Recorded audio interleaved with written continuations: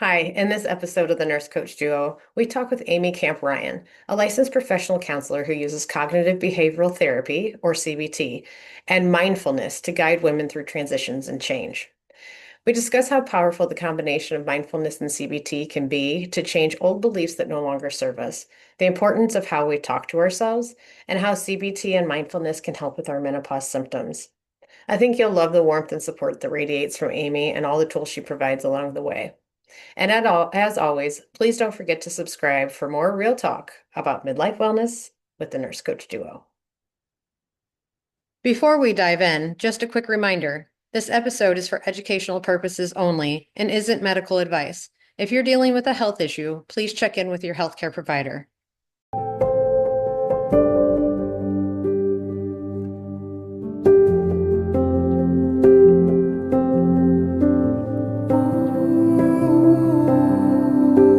Hi, welcome to the Nurse Coach Duo. I am Coach Angie, the owner of Coach Angie. And hi, I'm Jen Schroer. I'm the owner of Clarity Health and Wellness. And this week we are interviewing Amy Camp Ryan.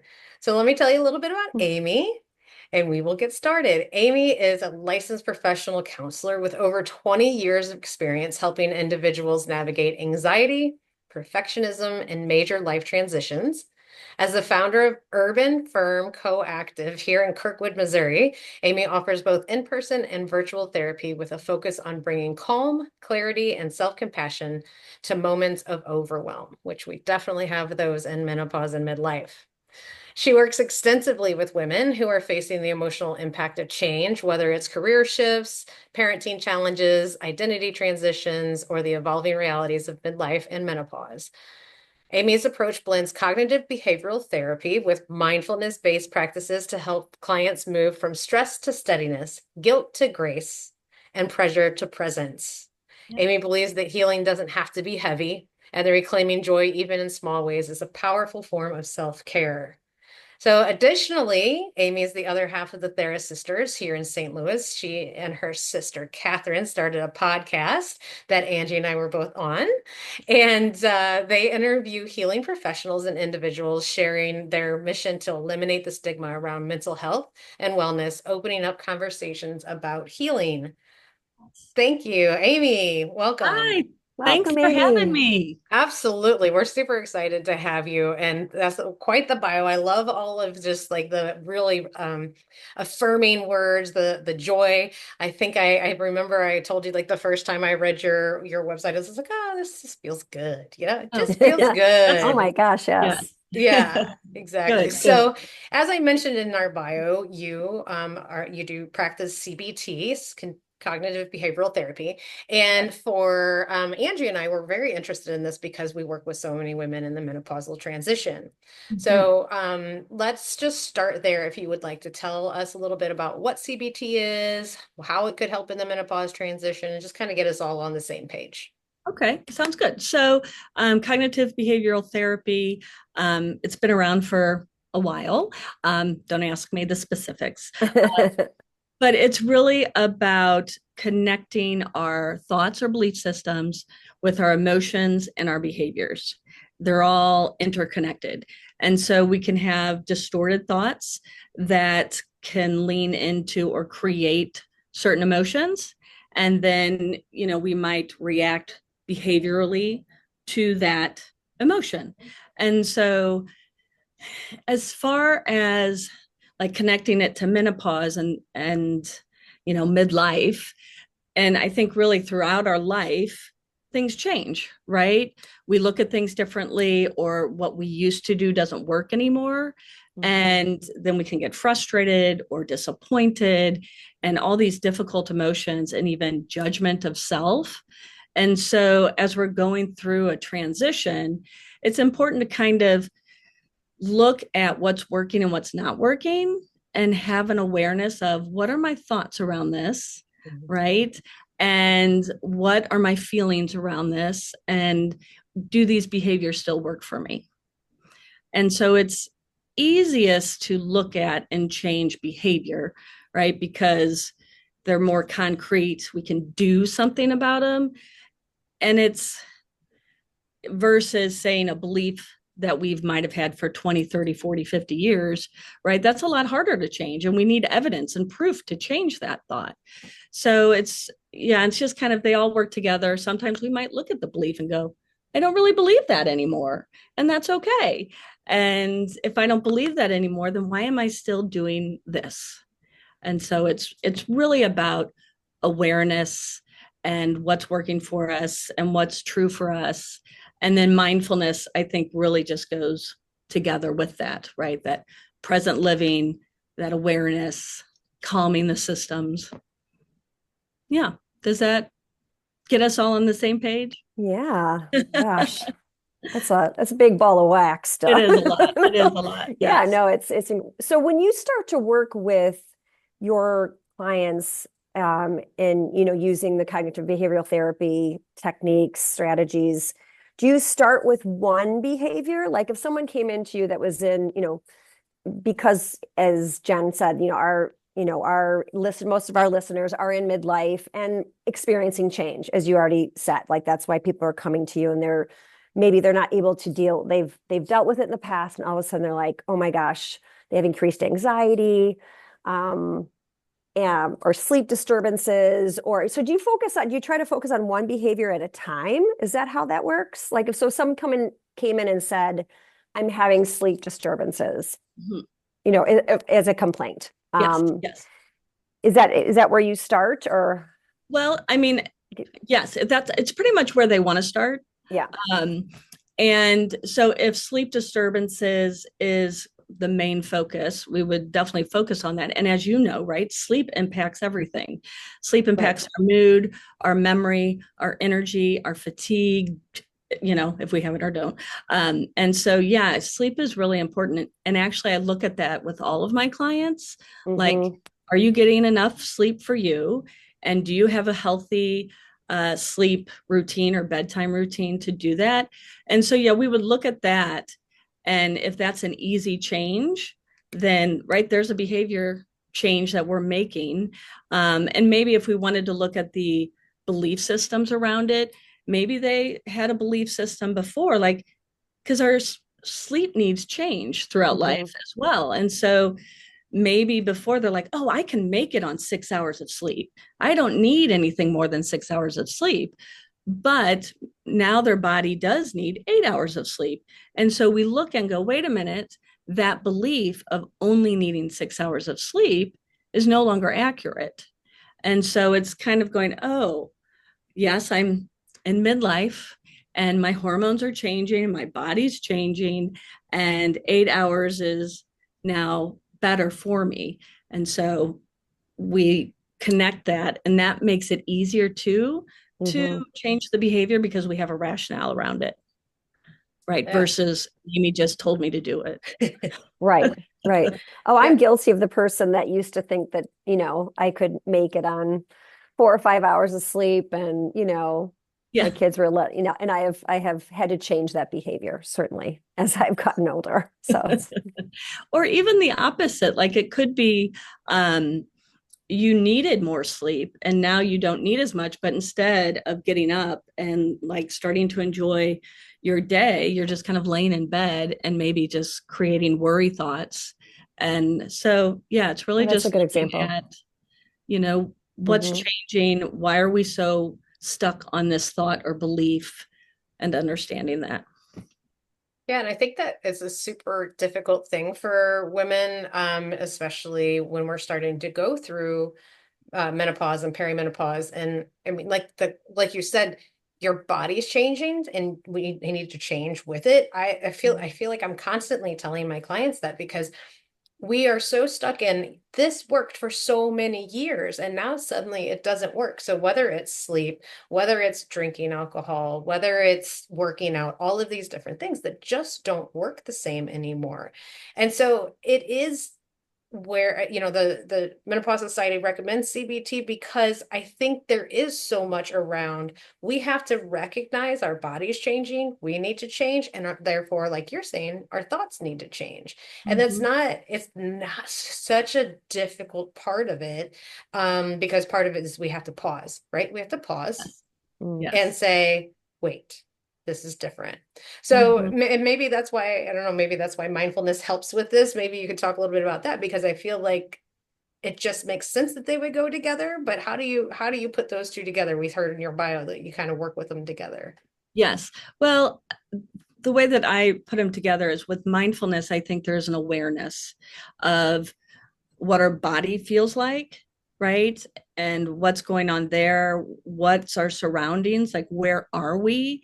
And what are my thoughts and feelings in this present moment? And so we can see how that helps with CBT, because that awareness of self, of thoughts, feelings, and behaviors, and how they're all connected, is the information that we require to make those shifts and changes in thoughts, emotions, and behaviors. And so that's kind of how they go together. And what's great about mindfulness is it's not just using it to go along with CBT, but it's great for when we do have those moments of anxiety or strong moods that we might be experiencing, a lot of maybe anger that we don't know where it's coming from, or just overwhelm of sadness. And mindfulness just calms the systems, and so that we can think a little bit clearer, and we're not, cursing out, everyone around us. So it really kind of goes together with all of that.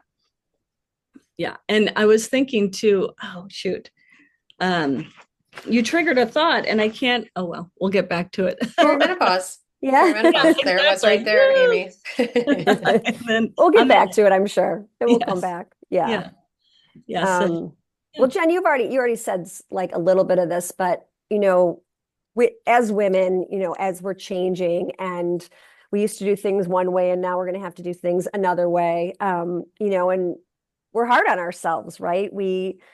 Not everybody, some more than others, right? But your practice really emphasizes embracing imperfection and authenticity. And I think many women struggle to, the need to be more perfect or people please or all of that. How does specifically CBT help people shift towards more like self-compassion, like being just easier on ourselves? And I guess, as you said, there's so many different things you can focus on, behaviors to change and work with, but specifically because I think women especially need to be more self-compassionate. And so in what ways can CBT help with that? Yeah. Well, we can talk about in sessions, what is the purpose or reason to ensure that everyone around us is happy, right? What is the purpose of that? And if there's this belief or thought that if everyone else around me is happy, then I'm doing good, or am I good, or am I loved and accepted, right? So if we have a belief or a thought that if I take care of everyone around me and they're happy, then I can be happy and I'll be loved, right? And so that leads to all the things that we're doing, right? And that can lead to emotions that we might experience if someone is unhappy with us, right? If they're unhappy with us, then we might get scared or anxious that they might leave, or maybe we feel shame because we think we're bad people, right? So we can have these distorted thoughts, and maybe it has worked for us, right, for many, many years. But we get to a point in midlife of like, I'm exhausted, or things are changing. I want more, right? I'm tired of taking care of all these dang people. But yet we're connected to this belief that this is what I'm supposed to do to be loved. And so then we can look at that and go, okay, how can you be loved just as you are? And changing this belief of I have to do this to be loved to something more like I can just be me. And if I'm me and honest and authentic, then the people who love that me, then I know it's real. And so it's just kind of looking at some of those thoughts and kind of see how they're connected to our behaviors. And so that perfectionism too, it kind of goes into, perfectionism can be attached to so many things, right? It could be just part of a procrastination piece, or it could be this, not wanting to look wrong, or we want to make sure that we're experts, or maybe we were criticized a lot. And again, this idea of it has to be perfect in order to be loved. That's really what it comes, most of things come down to, right? We want to be loved and accepted. And then perfectionism too can be an OCD thing, but that's a whole nother bag of worms. So Whole nother podcast, right? yeah, exactly. Yeah, I Yeah. mean, as a recovering perfectionist, like I found, and I'll relate it into like for myself, and how I found the big change in this midlife is that so when I would start a workout program or a diet or whatever, I always tried all the fad diets and all this kind of thing, and I had to be exactly like this has to be exactly this way, and I was counting every calorie, and I was on the scale 2 and 3 times a day, and I was tracking all my weight and all that kind of stuff, and it just became like it was obsessive, but it was because they said I had to do XYZ. That means I have to do XYZ. There was no swaying. There was no swaying. And I really found that as I started to break that and recognize that for one, my body and my mind couldn't handle it anymore. Right. So I had to give myself a little bit of grace and start allowing effectiveness, not perfection. What was it? What was being effective for me? So Right.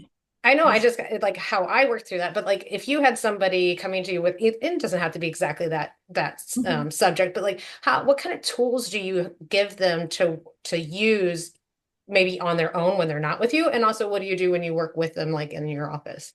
Yes. Good question. So I think too, we can tie perfectionism to anxiety, right? And I think there's this idea, this illusion of control. Like if we do it perfectly, it will turn out the way we want it to, right? If Yep. I follow this diet or routine to the T perfectly, I will get these results, right? We know life doesn't work that way, if Yeah. only. And so I think it one induces anxiety to want to be perfect because we're just focused on all these things and forward thinking and what could go wrong. And I also think that oh my gosh, brain fart. Uh, yay. Uh, It's a thing. Yeah. it is a thing. It really is a thing.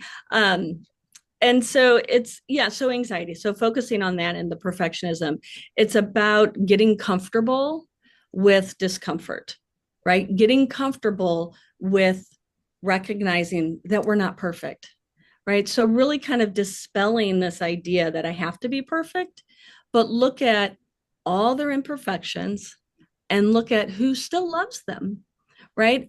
Or look at all the imperfections and how they have survived them. And then there might be homework, right? CBT, the traditional form is like it is kind of regimented, and there's a timeline and there's homework, and I'm not that regimented. But so like a homework assignment would to go and do something and do it bad, right? Purposely go and mess up and just kind of practice that. And it can be very difficult, right? But we're giving ourselves permission to do it poorly. Um, and you have to be careful with that because then people want to do it perfectly bad. But yeah, so it's just kind of getting people comfortable with that discomfort of, doing something not the best way, right? And failing. Not Yeah, and it all easy. takes a lot of time, It right? All does. this, it takes a lot of work, as everything does, right? To Yes, it make does. healthy It takes, change takes work and support, as you, I'm sure, know that you provide to your clients. So, yeah. we wanted to talk a little bit about how CBT can help with hot flashes. And I mean, I don't know if you want to, you don't have to get to the physiologically down to that, to the wire of that, but the Menopause Society, recommends CBT for hot flashes, is, for a woman who cannot, needs a non-hormonal strategy or chooses not to take hormones, because the gold standard is for hot flashes is hormones, but there's plenty of people out there that choose not to take hormones or cannot take hormones. So an option would be to seek out a therapist that could teach CBT and help them relieve some of their hot flashes. And they say that it doesn't necessarily decrease the frequency, but it decreases the intensity, which I'm sure you know all about. But so it just as much as maybe you do. yeah, no, I mean, it's so interesting to me. But I mean, from what you've already said about it, you can see how that can work. It's retraining, providing strategies. But again, it takes work and homework and someone that is, dedicated to women in midlife and spending the time and Yes. recognizing how intense hot flashes can be and how much they can affect your daily life. Yes, yes. Yeah, I can definitely empathize with that. They're terrible. And that's about all you can focus on is how uncomfortable you are and that your shins are sweating. I mean, never in my life have my shins sweated. But so yeah, I think, and I guess I use more mindfulness, which can be a form of CBT. And so it's really and maybe it's more also imagery and just kind of being in a place, if you can, to divert the attention from those physical sensations that you're experiencing. One, I think it's important to acknowledge, like, oh, I'm having a hot flash, right? Lovely. And again, maybe the CBT piece is what is the emotion or thought we're putting into it, right? If we're adding this emotion of anger, that's just going to exasperate, right, those symptoms. But if we can put humor to it, right, it decreases that intensity. So if we're like, oh, yay, look at me, or if we can celebrate it, like, look, I'm transitioning into another, part of my life. So I think if we attach a different idea and thought to what a hot flash is, that will help. And then also, I think kind of this imagery of, kind of closing our eyes and envisioning just kind of something cool covering our bodies.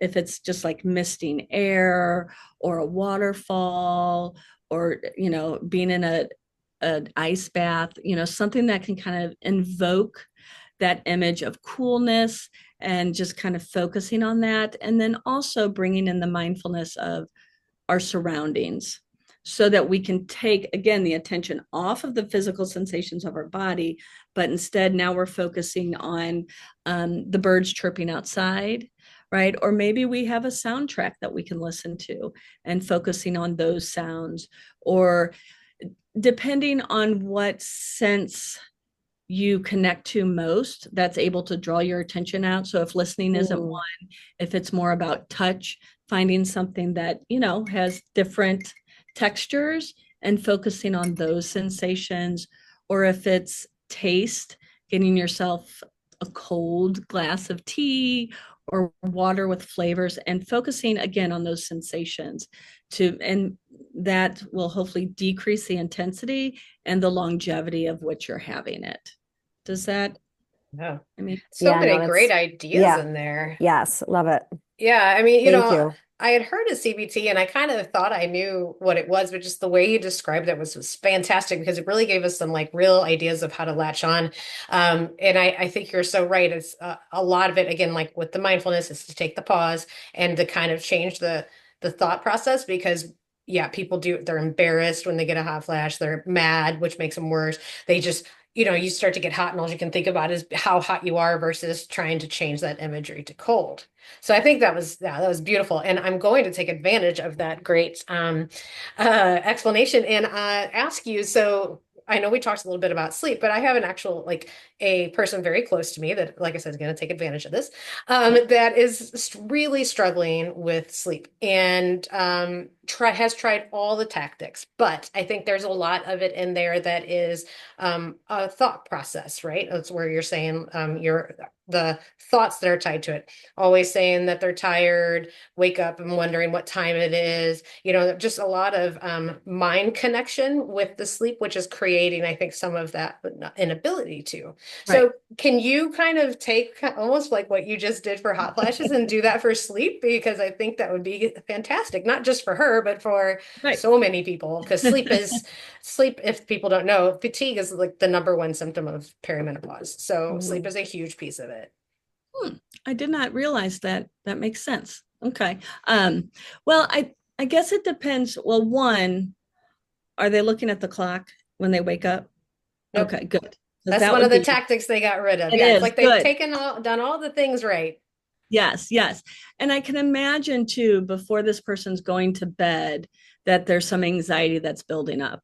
Like, am I going to be able to fall asleep? Is it going to, and I would be curious to see what their bedtime routine is prior. Um, and really changing the dialogue around sleep.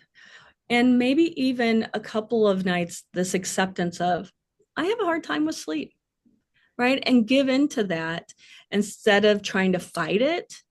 And, maybe take a day off of all these techniques, not to like totally just stay up all night and party on, but to be like, I have a hard time sleeping. And I'm going to let that be. And I'm not going to fight it. I'm going to have a nice, calm ritual before I go to bed, whatever that looks like, whatever they enjoy. If it's reading a book or if it's listening to music, maybe it's doing a mindfulness technique where you're laying there and you're listening to the sounds and doing imagery. And then see what happens, right? That would be one suggestion to start with. Because again, I can imagine the kind of tug of war that's happening of I have to get sleep. I want to get sleep, but I just can't. And there's all this tension and fighting against it. So I think first, if there's an acceptance of, okay, this is what's happening, and I'll let it be for a minute. And then maybe those tactics will work. And maybe they have some tactics, and maybe too, I have lots of maybes today. Because there's so many things and it's all Yes, individual, right? It all Right. depends on the individual. absolutely. And I think there are tools that we can use to track, because oftentimes we're like nothing works, and but there might be some days where it's like, oh yeah, this worked. Yeah. So it's kind of tracking and seeing what's working, what isn't working. And again, nothing's 100%. And we're not trying to be perfect. We're just trying to improve and get more sleep more often. And I wonder too, it's probably harder during, menopause because everything is so all over the place. But I know with younger women who might be more regular, I have them kind of pay attention to their cycle because those hormones, affect so many things, and sleep being one of them. And so then they're able to see, oh, yeah, I have a hard time sleeping the week before my period. So also tracking to see um, what days might be harder for her to sleep or Yeah. not harder, because maybe there's things going on in her life that she doesn't correlate with that sleep issue. Yeah. So Awesome. there's a lot there that I just kind of threw at you. No, that's perfect. Yeah. Thank you. Yeah, sure. One thing I keep hearing, and I love it from the time we started talking with you today, is really, awareness and acceptance. And it's like two A's that I've built into my sort of my regimen of when I talk to people, and especially, women in midlife and this menopausal transition, because a lot of it is becoming aware, as you like made the example of sleep, like recognizing, okay, I don't sleep as well as I used to, Right. and why? And are there things that I can change that I have control of, and there are things that we don't have control. And some Right. of it is accepting then what we don't have control of anymore. So Yes, it's it's an interesting time. And yeah. it is. Yeah. It's a Yeah. frustrating Yeah, time. yeah, it can be. And I mean, I'm just thinking to myself while you were talking, I'm like, all right, I want everyone to be able to see a therapist, like Yes. along with a coach. And, I wish Right. I mean, and, Jen and I, like every interview that we do, we talk about that we feel like it takes a village. And this is what we love about the nurse coach duo too, like bringing on and collaborating with other practitioners, because we know that people need to be, when we need at our greatest vulnerability, like we need the most help and the biggest team or people on our side. So, anyway, And I think that having a therapist or a coach or the team helps with us getting to the awareness, right? Because I could yes, hear a question being like, well, how do I become aware? And how do I know what to become aware of? Right. And that's where you bring in, yeah, someone who's outside of your group, so to speak, that can kind of see what you're going through a bird's eye, or has more, knowledge about it. And they can kind of help you pinpoint of, well, let's start focusing on this, right? And that focus is that awareness. So yeah, teams are yeah, great. teams are great. Yes. And Um, I yeah, real go quick, ahead. I just want to clarify the word acceptance, because I think Okay. sometimes people think acceptance means approve or agree with, right? Like, I might not agree with that I'm having a hard time falling asleep. No, it's not that you have to agree with it. It's just like, this is what's happening in my life. Yeah. At this moment, I can't change that piece. Yeah. So it's, yeah, just a clarification. No, no, that's really an important clarification, but also knowing with time and work and maybe different strategies, you can get to a place Of that you're change. more accepting of where you are Oh, because you're yes. more aware. Anyway, Yes. Yes. we've gone in a full circle here, but Yeah. um, so when you work with women, I know kind of getting back to this being the perfection, Mhm. people pleasing. How do you, when you work with women in midlife, getting back to, I guess, just, oh, I'm getting back to the acceptance. Like, how do we accept ourselves now? Like I mean, moving forward, not to be redundant. We've said acceptance about 10 times in the last minute, but, um, I don't know. What would you say to that? I think it's changing how we treat ourselves. I think it's changing our words, our language of how we talk to ourselves, right? So that behavior that we change will, in an osmosis way, can change our beliefs of self and our value, or what we think our value is, right? And so, um, a lot of times we'll should on ourselves, right? I should do this, I should do that, I should. And it sounds like, right, I on myself. And that is kind of what you're doing, right? I think the word Mhm. should, it is in the English language, there is a purpose to it, but it's judgmental, right? Because if we're shooting on ourselves, we are not doing something that we think we should be doing, but we're not doing it. And now it's like, oh, I guess I'm not that great of a person because I'm not walking 5 miles a day, right? I should walk. So if we can change our language and try to minimize how we should all over ourselves, and instead say, I want to walk 5 miles a day, or I want to be healthier. And instead of, maybe I don't like walking, but instead I like to do jumping jacks. So, it's really kind of finding out what we want and what we will do, because there's more than one way to get there, and not poo poo all over ourselves. Yeah. Yeah. And so, yeah, language and just saying, oh, I made a mistake, Yeah. right? I'm human and I'm a work in progress. So it's really about how are we talking to ourselves? And so starting with that compassion, changing our words and how we respond to ourselves can help with that, um, acceptance of self.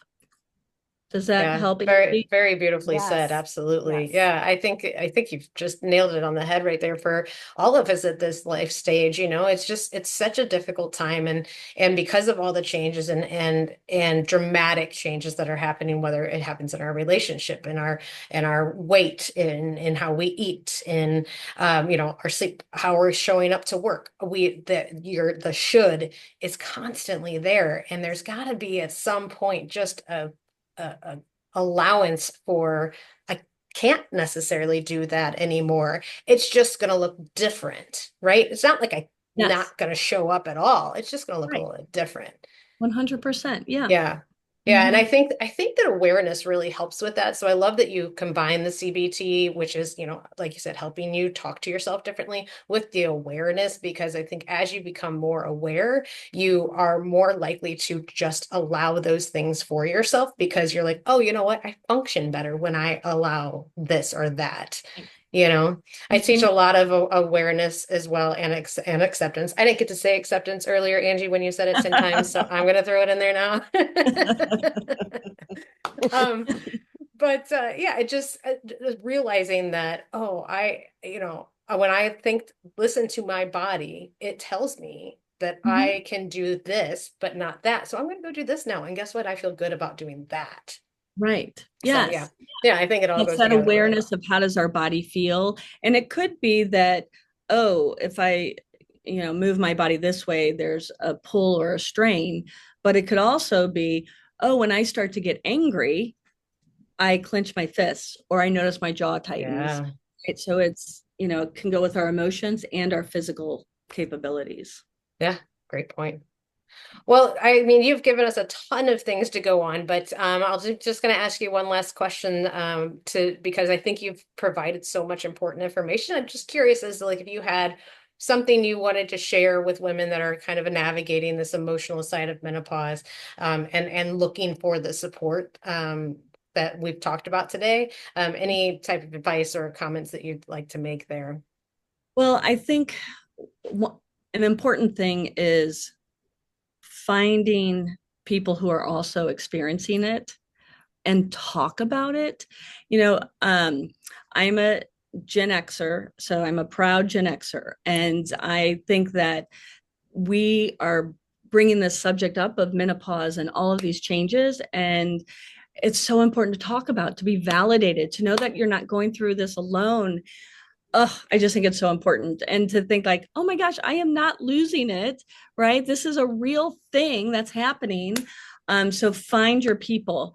And if you're having a hard time finding people, call me, coach, the nurse coach duo, and we'll connect you. But so I think that's really important, is to talk about it. When we talk about things, shame can go away. So that's important. And also, I think it's, what I tell everyone is to be gentle with themselves. And so just practice kindness to yourself, um, and give yourself grace. And yeah, yeah. Uh, Thank you. Thank you. Like a big Awesome. hug from Amy right there. Yes, yes. Give out the We hugs. all felt it. Yeah. That was amazing. Thank you so much, Amy. And to all our listeners, if you enjoyed today, please subscribe to our channel and we will bring you another amazing practitioner next time. Yes, yes. Thanks for having me. Thank you so much, Amy. All right. We'd like to finish up our interviews with a little rapid fire. Amy, are you ready? Yes. Okay. All right. Just 9 quick questions. Don't Okay. worry. No. Okay. Coffee or tea? What? Coffee or Oh, tea? coffee. Even though I'm Yes. drinking tea, but coffee. Cookie or cake? Cake. Cats or dogs? Dogs. Comedy or horror? Oh, comedy. What is your favorite self-care practice? Oh, my favorite self. Oh, I do love a massage. Mm, Granted, it's not an everyday thing, but I do love a massage. And I love putting lotion on my hands and feet before bed. ooh, I love that. Yes. What's your favorite go-to for a quick energy boost? Quick Besides caffeine, if you don't have tea or coffee. music, good dancey type music that I like. Yep. What are you looking forward to in midlife? Mm. Giving less F's. All right. What's one thing that you wish you would have known prior to getting to this stage of life? That people really don't pay that much attention to me out in the world, like what I'm wearing, what I'm doing, right? Yeah. Yeah, it's true. Love that. I mean, not you. I'm saying No, but I yeah, wish I would have. I totally agree. Anyway, love that. Do you forget names or lose your keys? What happens more? names. Names. Yes. All right. Well, that's it. Thank you so much, Amy. It was You're awesome. welcome. Thank Thanks. you.